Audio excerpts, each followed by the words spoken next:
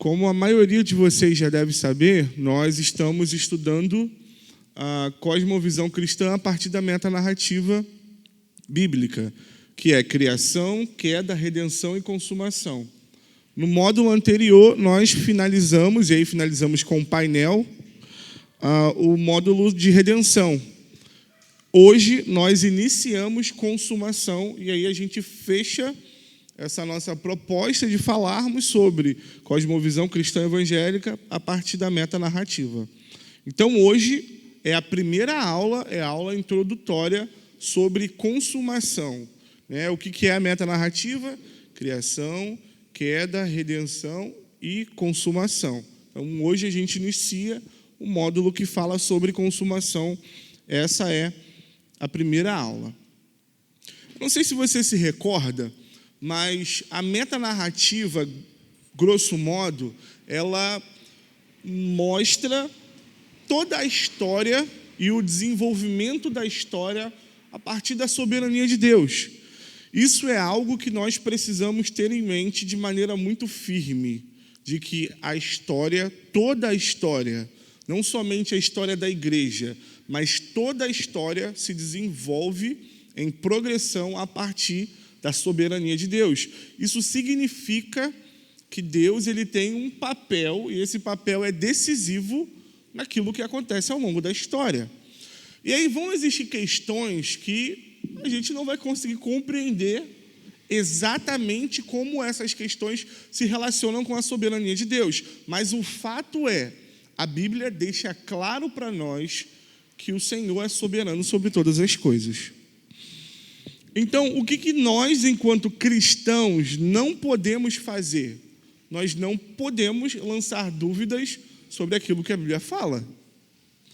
Se a Bíblia fala que Deus é soberano sobre todas as coisas e existe uma situação na história, na minha vida individualmente falando, na vida da minha família, que faz com que eu não consiga compreender corretamente como essa soberania se relaciona, eu preciso confiar em quê? Mais na minha mente ou mais na palavra de Deus? Na palavra de Deus. Então você precisa submeter a sua mente e o seu coração, mesmo sem você compreender as verdades da palavra de Deus. E a gente precisa estar tranquilo com relação a uma questão que também é muito importante. Nesse período em que nós vivemos aqui, afetados pela queda, afetados pelo pecado, vão existir situações, e aí diversas situações, que a gente não vai conseguir compreender. Isso é um fato, tá, gente? Vão acontecer coisas no mundo, na nossa vida, na vida da nossa família, que a gente não vai conseguir compreender.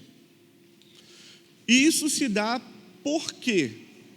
Pelo fato de nós sermos limitados. Gente, uma draga acabou de passar aqui. Muito legal, né? Não basta os ônibus. Acabou de passar uma retroescavadeira. Mas nós somos limitados. Nós não conseguimos ter a sabedoria de Deus. A gente não consegue alcançar todas as coisas, compreender todas as coisas. Eu sempre uso esse exemplo, né? Tem uma parede na minha frente, eu só consigo enxergar até a parede. O mundo só existe até a parede? Não, mas eu só consigo enxergar até a parede. Por quê? Porque eu sou limitado. Então vão existir situações que a gente não vai conseguir compreender. Mas qual é a postura que um cristão ele nunca deve tomar? É o de duvidar daquilo que a palavra de Deus estabelece. Essa é uma postura que a gente nunca deve tomar. Então, todas as vezes que você sentir o seu coração, vá até Deus em oração e fala: Deus, eu quero confiar mais na sua palavra do que no que eu estou pensando, do que no que eu estou sentindo, do que no que eu estou não entendendo. Então, nós precisamos submeter a nossa mente e o nosso coração à palavra de Deus, porque, afinal de contas, ela é a palavra de Deus. Então, a palavra de Deus deixa claro que na história existe uma coisa chamada soberania de Deus. O mundo está caminhando para o ponto que Deus estabeleceu.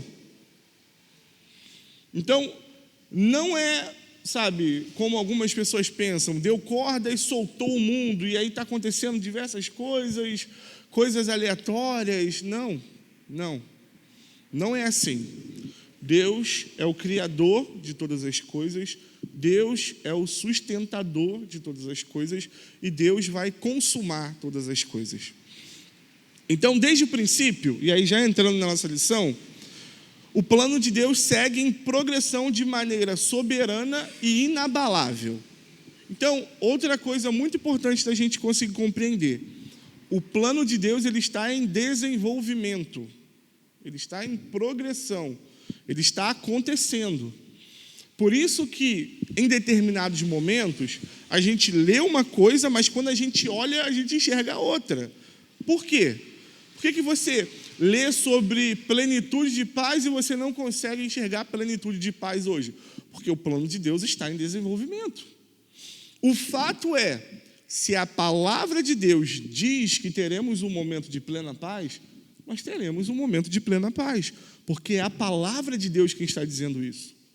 Não sou eu, não é você, não é uma construção da igreja, sabe? Não, isso aí é uma construção da igreja, não, é a palavra de Deus que estabelece isso. Então, o plano de Deus segue em progressão de maneira soberana e inabalável. E absolutamente nada no universo criado por ele acontece por acidente ou de forma alheia à sua vontade eterna. Aquilo que a gente começou falando.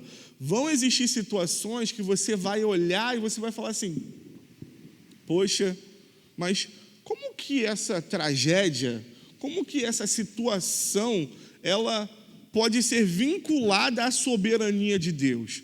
A gente não vai ter resposta para isso, irmãos. Nós não vamos ter resposta para isso.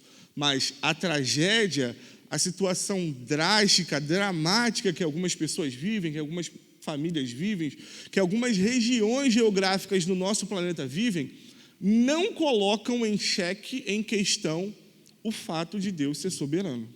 Deus é soberano, porque a palavra estabelece isso. Deus é soberano. E nada acontece de forma alheia à sua vontade.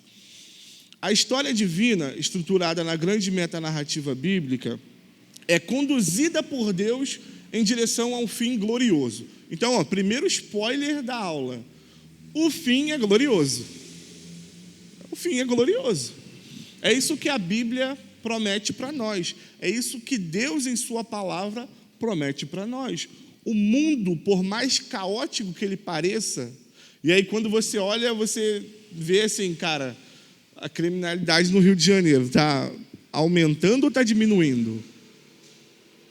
Aumentando, né? Então, assim, quando eu era mais novo, por exemplo, eu ouvia muito falar de assalto. Mas hoje a sensação é que em cada esquina você tem um assalto diferente, né? E com pessoas diferentes no mesmo dia, tipo assim, está aumentando, né? Não está diminuindo, está aumentando. Então, apesar disso, por causa da promessa de Deus, por causa do que Deus estabelece, a história do mundo, o mundo caminha para um final glorioso. Caminha para um fim glorioso, essa é a promessa de Deus. E aí, a consumação, né, a doutrina da consumação, é o último ato dessa narrativa, dessa metanarrativa, como a gente iniciou falando. Ela trata de uma realidade futura escatológica, então, nós estamos falando de algo que Deus já iniciou, mas plenamente vai ser revelado no futuro. Então, nós estamos falando de uma realidade futura, escatológica, em que veremos o cumprimento pleno do plano de Deus, tanto em um nível individual, e aí nós estamos falando da glorificação daqueles que estão com Jesus, da glorificação dos santos, quanto em um nível cósmico. Você lembra que nós falamos na queda, que a queda ela tem efeitos cósmicos, ela afeta todo mundo e não somente o indivíduo, não somente a pessoa. E a redenção iniciada por Jesus também afeta todo mundo e não somente o indivíduo, né, a pessoa ali em si. A consumação também segue a mesma lógica. Então, nós veremos num futuro escatológico a plenitude daquilo que Deus iniciou fazendo, e isso é a consumação. Do ponto de vista bíblico e teológico, a consumação não é apenas o fim da história como a conhecemos, mas a plenitude do reino de Deus. Você lembra do anúncio de Jesus quando ele começa a pregar? O que ele fala? O reino de Deus está próximo. Para algumas pessoas ele fala, o reino de Deus chegou. Então, a realidade do reino de Deus, desde a revelação de Jesus, é um fato. É um fato. Porque nós vemos isso na palavra de Deus e Jesus afirma isso. O reino de Deus é uma realidade para esse mundo desde a revelação de Jesus. Mas nós conseguimos ver esse reino em plenitude hoje? Não. Nós conseguimos, e aí a gente falou um pouco disso, quando a gente falou sobre redenção, ver sinais desse reino. A nossa vida, por exemplo. A nossa vida é um sinal desse reino. Olha para você há 10 anos atrás e olha para você hoje. O que é isso? É o reino de Deus alcançando a sua vida, transformando você de dentro para fora e você se tornando uma nova criatura, uma nova pessoa, um novo ser humano, renovado, restaurado. Olha para a realidade que cerca você e que é influenciada por você. O que é isso? São sinais do reino de Deus. O que é quando a gente ora por um doente e um doente ele é curado, ele tem a sua saúde restaurada? É um sinal do reino de Deus. Essa cura está sinalizando, olha, você está vendo essa pessoa tendo a sua saúde restaurada? Vai chegar um momento em que isso vai acontecer em plenitude de maneira cósmica. Vai alcançar todo mundo. Não vai ter mais doença. E isso é um sinal disso. Isso que está acontecendo, esse fato, é um sinal dessa realidade futura. Por quê? Aí você olha assim, né? Uma pessoa ela é curada, você ora ali e tal. Essa pessoa nunca mais vai voltar a ter doença? Muito provavelmente ela vai voltar a ficar doente. E às vezes ela pode até morrer de doença. Por que isso acontece? Porque a realidade do reino de Deus é ineficaz em nosso tempo? Não. Porque nós ainda não provamos em plenitude da realidade do reino de Deus. Nós provamos sinais, em alguma medida, do que é a realidade do reino de Deus. Quando a palavra de Deus é exposta, quando o evangelho de Jesus é pregado, e uma pessoa levanta a sua mão, converte, tem o seu coração, a sua vida restaurada, e ela passa a ser uma nova pessoa. O que é isso? É um sinal do reino de Deus.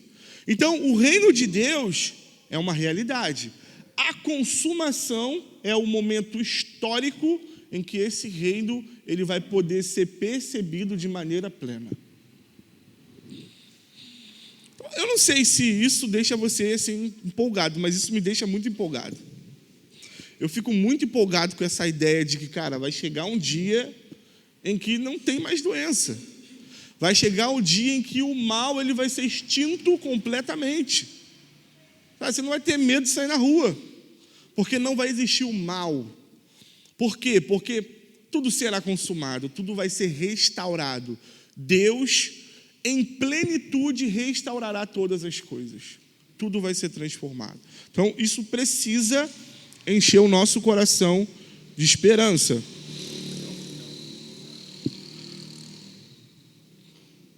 E aí, o próximo tópico é o Deus governa a história.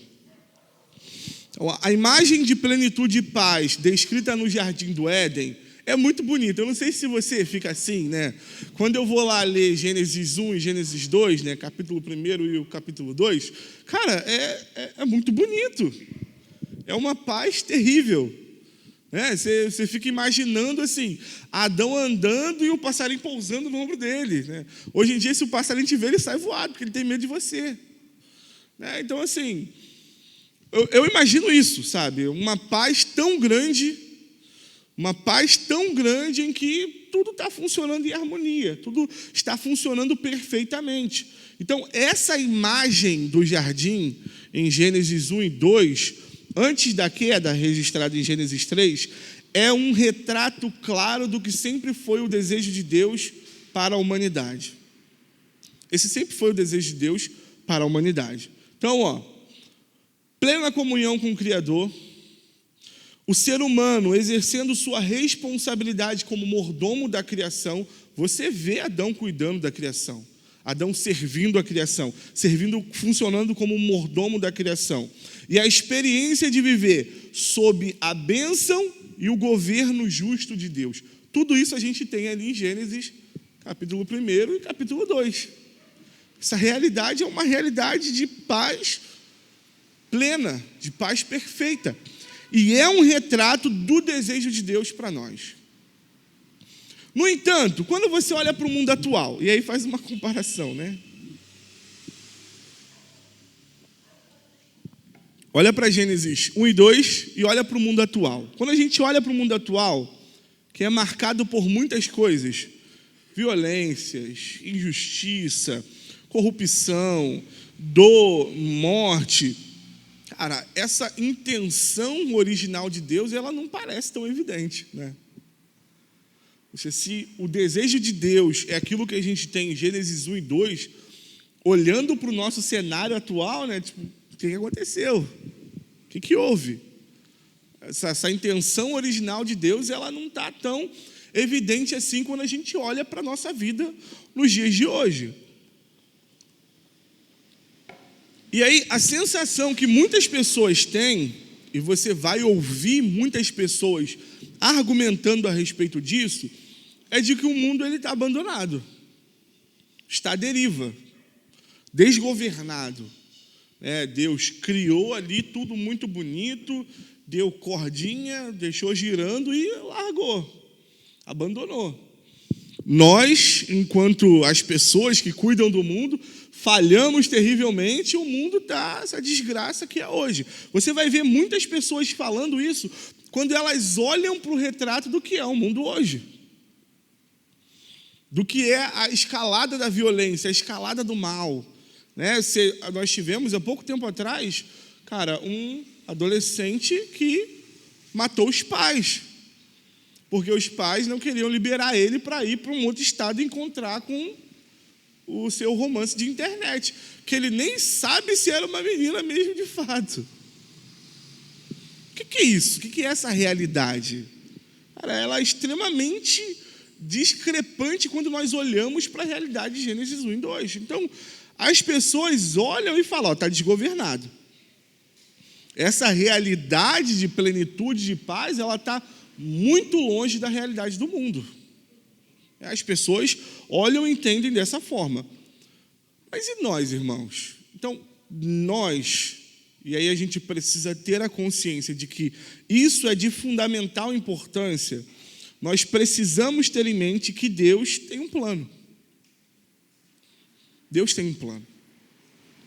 Deus tem um plano e esse plano está em desenvolvimento. Deus tem um plano e esse plano está em desenvolvimento. Então, não tem essa de que Deus abandonou a sua criação. Muito pelo contrário, Deus sustenta a sua criação. Deus sustenta o mundo. Deus sustenta aquilo que Ele criou. Então, não tem essa de que Ele abandonou. Ele tem um plano e esse plano está em desenvolvimento. Esse plano de Deus não foi interrompido pela queda, nem cancelado pelo avanço do mal. Desde Gênesis, Deus está conduzindo soberanamente todas as coisas em direção ao cumprimento da sua vontade. A gente precisa guardar isso no nosso coração e na nossa mente. Por mais que eu olhe para o mundo e eu veja a escalada da violência, questões morais que você entende, cara, qualquer pessoa normal deveria ter isso muito bem balizado dentro do seu coração e da sua mente. E aí você olha para uma situação e você fala, cara, que coisa imoral, né? Nossa, isso é um absurdo. Apesar de tudo isso, nós precisamos ter em mente que Deus tem um plano, esse plano está em desenvolvimento e esse plano encontrará o seu cumprimento. Nós estamos caminhando em direção à consumação. Estamos caminhando em direção à consumação. E aí eu quero que você abra a sua Bíblia, a gente vai passar em alguns textos, lá em Gênesis no capítulo 3.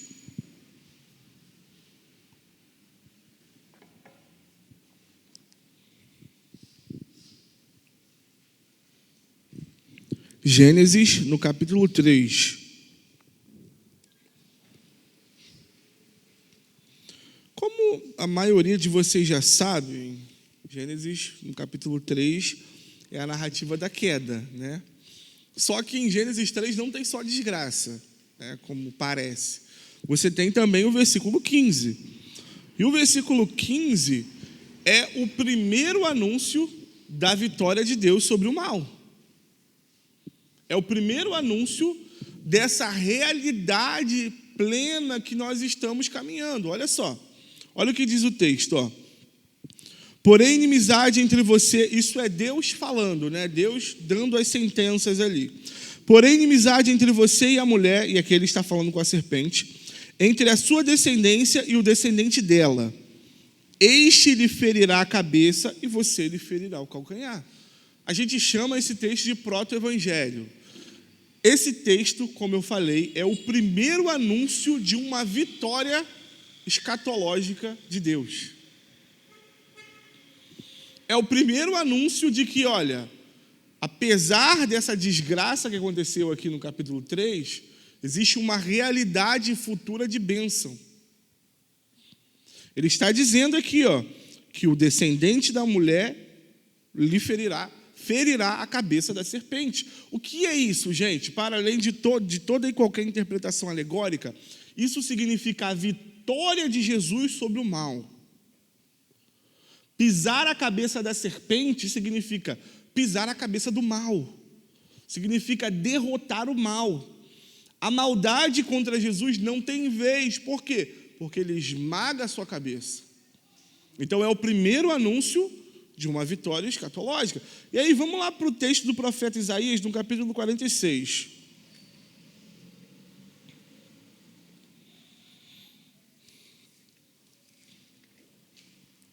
Nós estamos passando por esses textos para a gente ver como que, de fato, Deus governa a história. Desde o Gênesis, você acabou de ler comigo, existe um anúncio da vitória de Deus sobre o mal. E em Isaías, no capítulo 46, texto do profeta Isaías, tem um versículo muito interessante também,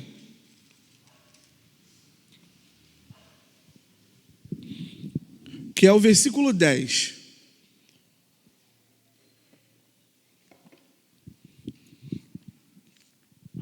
E esse texto é Deus declarando a sua soberania no texto profético. Olha só o que ele fala, ó. Desde o princípio anuncio o que há de acontecer, e desde a antiguidade revelo as coisas que ainda não sucederam. O que é isso, irmão? Isso é soberania. Soberania. Desde o princípio anuncio o que há de acontecer. Ou seja, nada acontece fora daquilo que nós conhecemos como soberania de Deus. É Ele quem anuncia o que vai acontecer. Desde o princípio anuncia o que há de acontecer. E desde a antiguidade revela as coisas que ainda não sucederam, as coisas que ainda não aconteceram.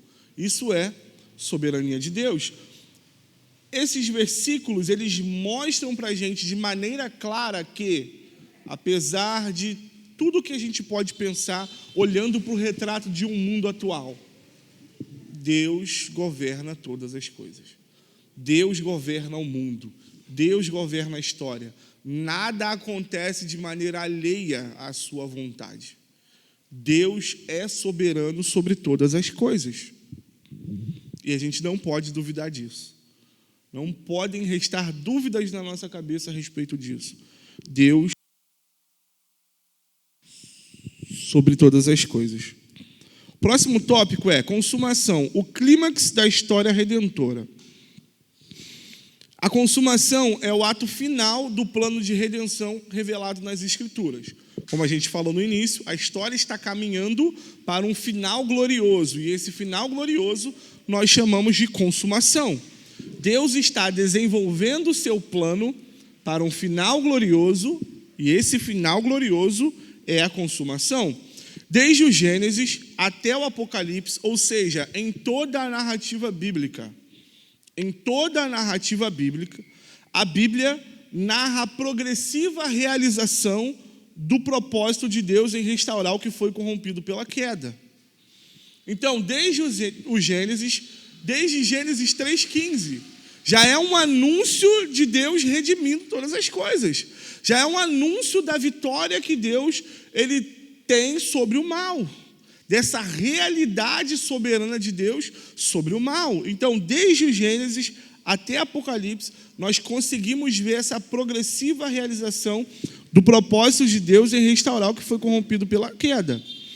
A obra redentora de Cristo é o ponto central dessa história. Cristo vem, encarna, cresce, cumpre o seu propósito, morre, ressuscita, traz para nós a possibilidade de nós nos conectarmos novamente com Deus, perdoa os nossos pecados, purifica a nossa vida. Então, isso é central. Isso é central. Essa realidade da obra de Cristo é central, é o ponto central dessa história. E a consumação é a plenitude dessa obra. A consumação é a plenitude do que Jesus iniciou. E aí a gente volta naquilo que a gente falou no último módulo sobre redenção. Nós somos nova criatura, amém? Todo mundo aqui é nova criatura? Todo mundo aqui foi alcançado, restaurado pelo Senhor? Mas por que a gente ainda erra? Se você é uma nova criatura. Será que você é uma nova velha criatura? Será que você é uma meia nova criatura? Por que a gente ainda comete erro?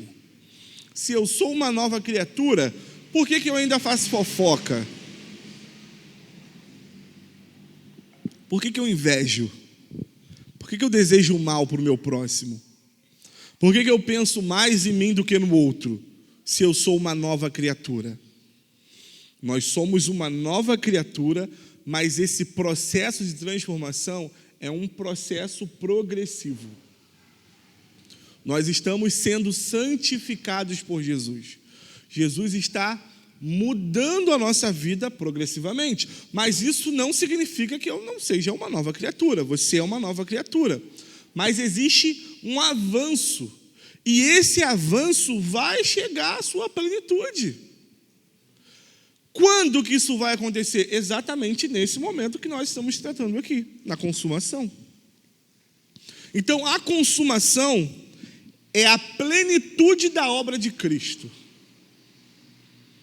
A plenitude da obra de Cristo, onde todas as coisas serão plenamente restauradas. E aí eu tenho que voltar para dar uma ênfase naquilo que a gente começou falando. Isso não significa somente o indivíduo, sabe? Somente as pessoas, mas toda a criação, irmão. Toda a criação vai ser afetada pela consumação. Toda a criação vai ser restaurada, plenamente restaurada por Jesus. Não só você, individualmente falando. Você também vai. Glória a Deus por isso, né? Porque é difícil a vida assim, né? Mas a gente se agarra a essa promessa, a essa realidade de que um dia nós seremos plenamente restaurados, plenamente transformados. E esse momento é o momento em que a gente vai conseguir enxergar isso claramente.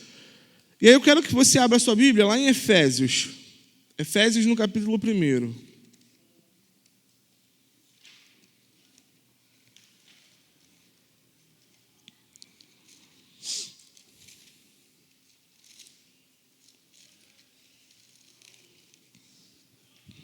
Efésios.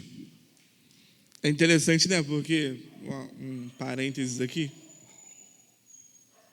Toda vez que eu tenho que achar um livro da Bíblia, eu tenho que ir, citando o que vem antes. Aí eu vou citando até eu chegar no livro. Não tem a ver com a música do Diante do Trono, tá? Que eu nunca gravei essa música, mas tudo bem. Quem gravou, parabéns. Eu não consegui. Efésios, no capítulo 1, nós vamos ler o versículo 9 e o versículo 10. Diz assim, ó. Ele nos revelou, ele quem? Deus, irmãos, nos revelou o mistério da sua vontade segundo o seu propósito que ele apresentou em Cristo. Qual o propósito? De fazer convergir nele na dispensação da plenitude dos tempos, todas as coisas, tanto as do céu como as da terra. O que é isso aqui? Fazer convergir em Cristo todas as coisas. É a consumação de todas as coisas. É tudo sendo plenamente restaurado em Cristo. É tudo sendo plenamente restaurado nesse período histórico que a gente chama de consumação. Então, o autor de Efésios ele está dizendo que Deus revelou para a gente a sua vontade segundo o seu propósito que ele apresentou em Cristo, de fazer convergir em Cristo, na dispensação dos tempos, todas as coisas, não só os indivíduos, todas as coisas, toda a ordem criada, todas as coisas vão ser restauradas. Volta um pouquinho, vamos em Romanos no capítulo 8.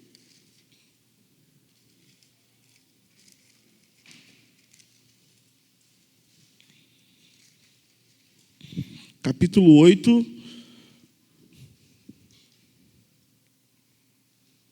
nós vamos ler do versículo 18 até o versículo 23. Esse texto também é muito interessante. Olha só o que ele diz, ó. Porque para mim tenho por certo que os sofrimentos do tempo presente não podem ser comparados com a glória a ser revelada em nós. Pausa aqui nesse versículo. Aquilo que a gente falou do que a gente enxerga da realidade do mundo hoje. Para além de qualquer coisa, a doutrina da consumação, ela precisa trazer esperança para o nosso coração. Esperança e a convicção de que os sofrimentos do tempo presente, eles não podem ser comparados com a realidade que nós provaremos de todas as coisas restauradas em Cristo. Então, é muito isso que o autor está falando aqui, ó. Tenho por certo que os sofrimentos do tempo presente não podem ser comparados com a glória a ser revelada em nós. Vamos seguir. A ardente expectativa da criação aguarda a revelação dos filhos de Deus. Que revelação, irmãos? Eu falei isso aqui, eu acho, quando a gente falou sobre redenção. Esse texto ele foi muito usado para falar sobre nós evangelizarmos o mundo, né? Olha, o mundo está esperando a sua revelação como filho de Deus. Você precisa ir transformar as 50 esferas da sociedade, 100, 200, sei lá, esferas da sociedade. Você tem que alcançar a política, você tem que alcançar a cultura, você tem que redimir o mundo. Gente, não está dando muito certo não isso, né? Assim, pelo visto não está dando muito certo. Eu gosto porque a Camila sempre fala da bancada evangélica, né? Cara, olha para a bancada evangélica, velho, da política. Meu Deus, era melhor não ter. Era melhor não ter. A bancada evangélica só causa vergonha para o evangelho. Então, assim, né? Esse texto, ele por muitas vezes foi interpretado de maneira errada. Por quê? A revelação dos filhos de Deus fala da plenitude dos filhos de Deus. Quando nós formos transformados plenamente, aí todo mundo vai conseguir ser alcançado por isso, por essa realidade de transformação. Mas isso não tem a ver com a gente, irmãos, isso tem a ver com Jesus. É Jesus quem faz isso. E aí vamos seguir o texto, ó.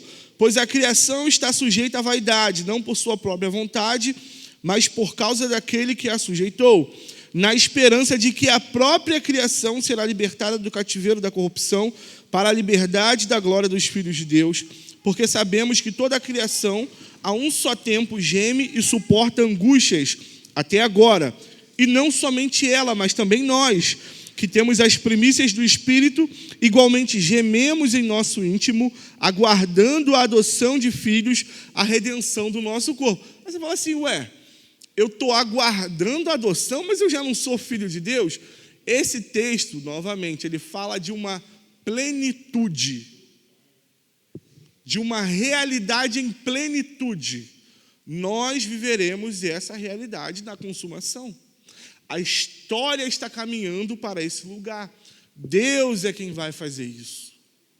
Deus é quem vai fazer isso. Eu quero te convidar a abrir também 1 Coríntios. No capítulo 15.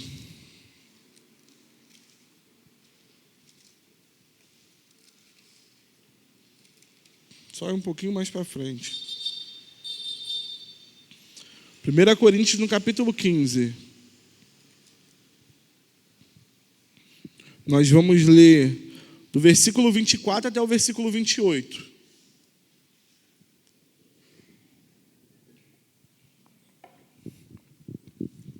Diz assim, ó. Então virá o fim, quando ele entregar o reino a Deus, ele, Jesus, e Pai, quando houver destruído todo o principado, bem como toda a potestade e poder, porque é necessário que ele reine até que tenha posto todos os inimigos debaixo dos seus pés. O último inimigo a ser destruído é a morte, porque ele sujeitou todas as coisas debaixo dos seus pés.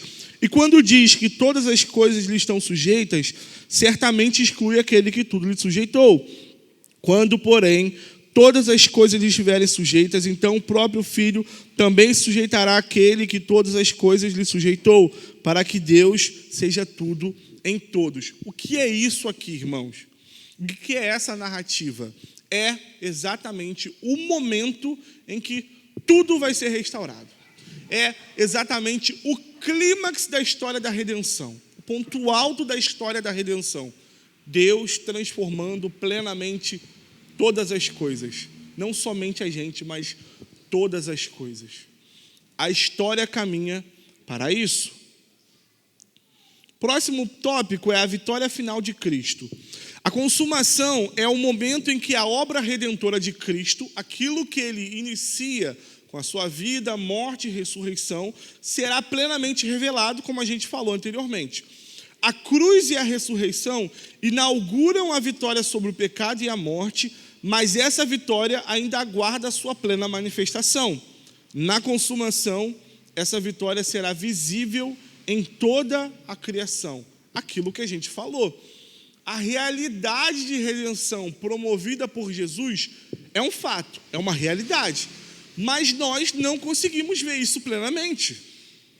A vitória de Jesus sobre a morte é um fato. Não existe a possibilidade da morte vencer Jesus. Isso é um fato. Entretanto, nós ainda não provamos da morte nesse período. Por quê? Porque isso ainda não foi revelado plenamente. Então, a redenção que começou em Cristo, ela vai ser completada, ela vai ser plenamente revelada. Não haverá mais espaço para o mal e o propósito eterno de Deus será plenamente realizado. Abre a sua Bíblia comigo em Hebreus, no capítulo 9.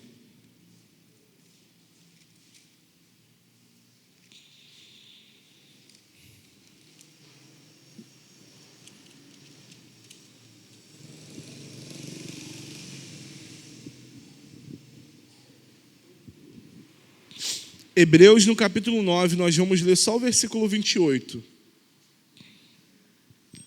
Diz assim, ó. Assim também Cristo, tendo se oferecido uma vez por todas para tirar os pecados de muitos, aparecerá segunda vez, não para tirar pecados, mas para salvar aqueles que esperam por ele. O que é essa realidade? É a realidade de todas as coisas consumadas. Da consumação de todas as coisas, da restauração de todas as coisas. E aí eu vou citar alguns outros versículos para você observar essa vitória final de Cristo, para você anotar aí, porque não vai dar tempo da gente abrir. Colossenses, capítulo 1, versículo 19 e 20. Colossenses, capítulo 1, versículo 19 e 20. Filipenses, no capítulo 2, do versículo 9 até o versículo 11. Filipenses 2, do versículo 9 até o versículo 11. Hebreus, no capítulo 2, versículo 14 e versículo 15. Hebreus 2, versículo 14 e 15. E Isaías 25, versículos 8 e 9. E aí, para nós fecharmos, o último tópico fala sobre a esperança da igreja. Como eu falei, irmãos, a doutrina da consumação, para além de qualquer outra coisa que ela tenha que gerar em nosso coração e nossa mente, ela precisa gerar esperança. Nós precisamos olhar para essa realidade de uma promessa de restauração de todas as coisas futuramente, a gente precisa ter esperança. Esperança para quê? Para você continuar persistindo na caminhada. Esperança para você continuar persistindo em fazer o bem. Não em devolver o mal com o mal, mas fazer o bem. Em você continuar persistindo em ser luz no meio de trevas. Isso precisa alcançar o nosso coração. Porque existe uma realidade futura de consumação. Eu vivo o meu hoje olhando para esse futuro. Eu vivo o meu hoje olhando para essa realidade que um dia vai ser plenamente revelada. Então, nós precisamos ter esperança. A consumação aponta para o destino final do povo de Deus. Uma nova realidade marcada por justiça, comunhão, plenitude e paz. Não se trata apenas de ir para o céu, como a gente ouviu por muito tempo, né? Olha, por que você não pode pecar? Porque você não vai para o céu. Por que você tem que fazer isso? Porque você quer ir para o céu. Não se trata somente de ir para o céu, irmãos, mas de viver na nova criação restaurada. É uma realidade muito superior do que ir para um lugar, né, azul, branco, com muita luz, ficar cantando com um monte de ser com asinha. É muito maior do que isso. É você viver uma vida em plenitude com toda a criação restaurada.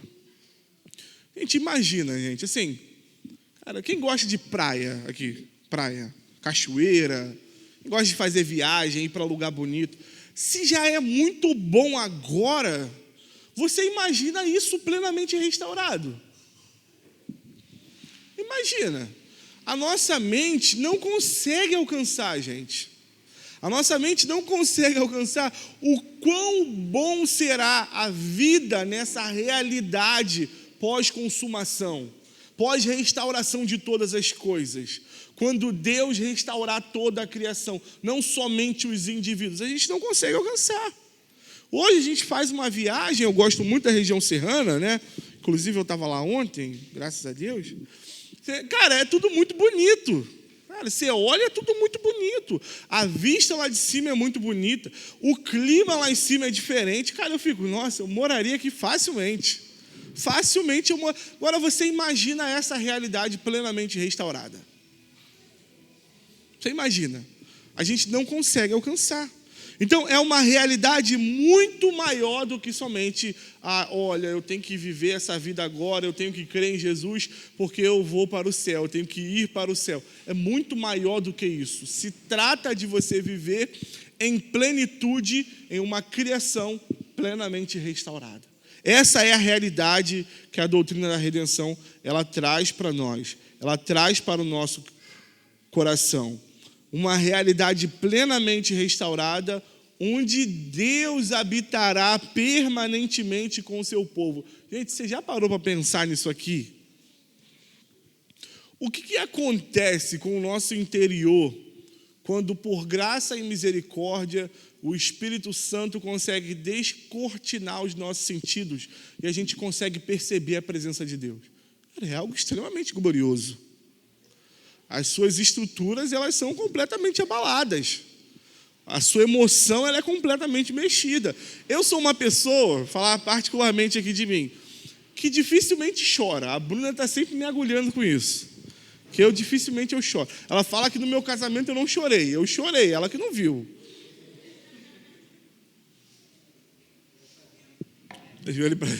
Para quem não sabe, a Bruna é minha esposa, aquela pessoa ali que está sentada ali. Aquela dali não é a nossa filha, é a irmã dela. Né?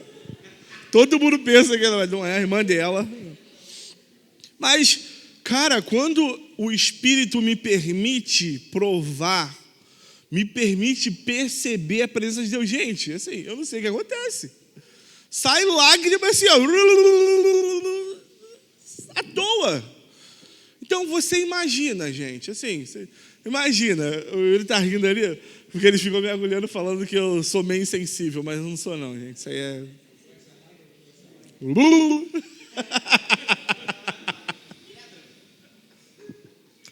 Lágrimas de pedra, né? Mas você imagina essa realidade em plenitude, gente. Você imagina você provar da presença de Deus plenamente. Você poder sentir sem reservas, sabe? A sensação que eu tenho é que o Espírito, ele deixa a gente provar-lhe de uma parte até o suficiente para que a gente não morra, né? Você ainda sente o seu interior extremamente abalado. Os seus ossos, o seu interior extremamente abalado. Pelo menos comigo acontece dessa forma. Agora você imagina, você plenamente restaurado, você plenamente transformado, podendo provar de uma realidade plena de presença de Deus. Porque Ele vai estar habitando com você. Porque Ele vai estar morando com você. Habitando em nosso meio. A gente precisa olhar para essa realidade, o nosso coração precisa ser cheio de esperança, irmãos. A gente precisa ter o nosso coração cheio de esperança. Porque não se trata de estar desesperado porque o mundo ele está perdido, ele está caminhando para um lugar que a gente não sabe, mas se trata de termos a convicção de que o mundo, a história, a criação, o motoqueiro que acabou de passar aqui pode ser alcançado também, viver essa realidade, está caminhando para uma plenitude. Uma plenitude. Nós estamos caminhando para essa realidade. O nosso coração precisa estar cheio de esperança. E aí, anota aí mais alguns versículos para você olhar, para o seu coração continuar cheio de esperança. Isaías capítulo 25, versículo 8 e 9. Isaías 25, 8 e 9. 2 Pedro, capítulo 3, versículo 13. Segunda Epístola de Pedro, capítulo 3, versículo 13. Apocalipse 21. Aí você pode ler o texto todo. Somente esses aí. Então, conclusão. A doutrina da consumação dentro da teologia cristã nos oferece uma visão esperançosa e coerente da história. Por quê? Porque ela afirma que a história tem início, meio e fim sob o governo de um Deus soberano e fiel. É isso que a doutrina da consumação oferece para nós. Ela diz que a história tem um início, um meio e um fim sob o governo de um Deus soberano e fiel. Amém? Que o nosso coração possa se encher de esperança nessa manhã, irmãos. Que a convicção da consumação de todas as coisas, do lugar que a história está sendo conduzida por Deus para chegar, a esperança de que nós teremos a nossa vida plenamente consumada, plenamente restaurada por Deus, isso possa encher o nosso coração, encher a nossa mente de esperança. E que amanhã, quando você levantar para ir para o seu trabalho, encarar lá o seu colega chato, o seu chefe incrédulo, que ainda não é convertido, que você possa ter um olhar diferente. Um olhar diferente. A expectativa de que, apesar de estar muito ruim, a história, o mundo, a minha vida caminha para um final glorioso, que é a consumação de todas as coisas. Bem, para exercitar, converse com seu irmão de aliança, sobre como anda a sua esperança com relação à consumação. E aí é para você falar a verdade, tá, irmão? Se você não está confiando muito, você fala, irmão, eu não estou confiando muito, eu estou meio, eu sei disso aí que o Mateus falou, mas eu estou meio incrédulo, meio descrente, meio desviado. E aí vocês vão orar juntos por isso. E aí o seu irmão vai trazer uma palavra de Deus para você e você vai ter a sua vida edificada. Amém?